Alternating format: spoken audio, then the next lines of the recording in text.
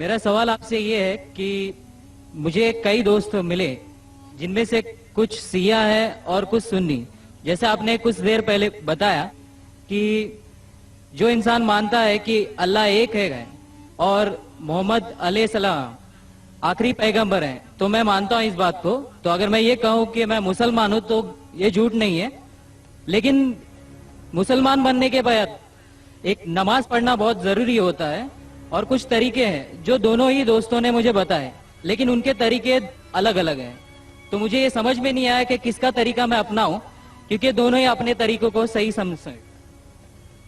بھائی صاحب نے سوال کیا کہ اگر اللہ ایک ہے اس میں ماننا ہے اور محمد صلی اللہ علیہ وسلم پیغمبر ہے تو میں مانتا ہوں تو اس طریقے سے مسلمان ہوں میں. لیکن میرے دو دوست ایک شیعہ ایک سنی اور مسلمان بننے کے لیے نماز پڑھنا ضروری ہے تو کس طریقے سے نماز پڑھوں؟ بھائی صاحب آپ کہتے ہیں کہ اللہ ایک ہے, آپ مانتے ہیں کہ اللہ کے پیغمبر محمد صلی اللہ علیہ وسلم آخری پیغمبر ہے, تو آپ نے کہا کہ کس طریقے سے نماز پڑھوں. یہ شیعہ سنی جو آپ نے پوچھا, آپ جب قرآن پڑھیں گے قرآن میں نہ شیعہ ہے نہ سنی ہے, قرآن میں نہ شیعہ ہے نہ سنی ہے. قرآن شریف میں کہا گیا ہے سورہ عمران میں سورہ نمبر 3 آیت نمبر 103 میں وَاعْتَصِمُوا بِحَبْلِ اللَّهِ جَمِيعًا وَلَا تَفَرَّقُوا, کہ آپ آپس میں اکٹھا ہو کے اللہ کی رسی کو مضبوطی سے پکڑو. اللہ کی رسی ہے قرآن اور صحیح حدیث. تو آپ دیکھیں قرآن میں کیا لکھا ہے اور اللہ کے رسول کے صحیح حدیث میں کیا لکھا ہے. تو جو بھی آپ سے کچھ کہتا ہے اگر قرآن اور صحیح حدیث کے مطابق ہے آپ اس کی بات مانو. جو ذاکر کہتا ہے وہ بھی کچھ اہم نہیں اسلام میں, ذاکر اسلام میں زیرو ہے. جو ذاکر کہتا ہے وہ بات ماننا ضروری نہیں, لیکن جب میں قرآن کا حوالہ دیا تو آپ کو قرآن کی بات ماننا فرض ہے. جب میں صحیح حدیث کا حوالہ دیا تو آپ کو صحیح حدیث کی بات ماننا ضروری ہے.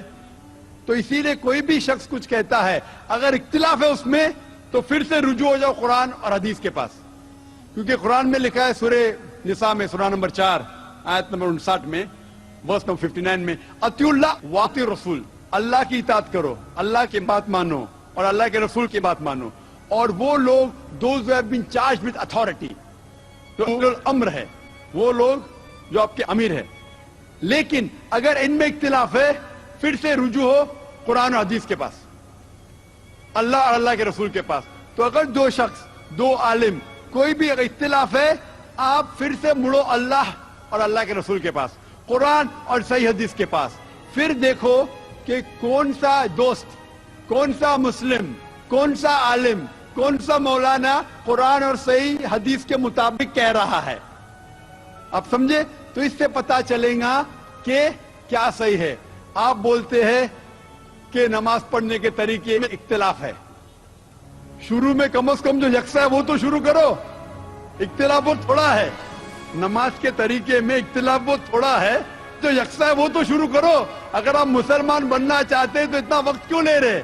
خالی نام کے مسلمان ہونا ضروری نہیں ہے, وہ کوئی فائدہ نہیں. عملی طور پہ مانو کہ اللہ ایک ہے, اس کی عبادت کرو اور آخری رسول محمد صلی اللہ علیہ وسلم پہ ایمان لاؤ.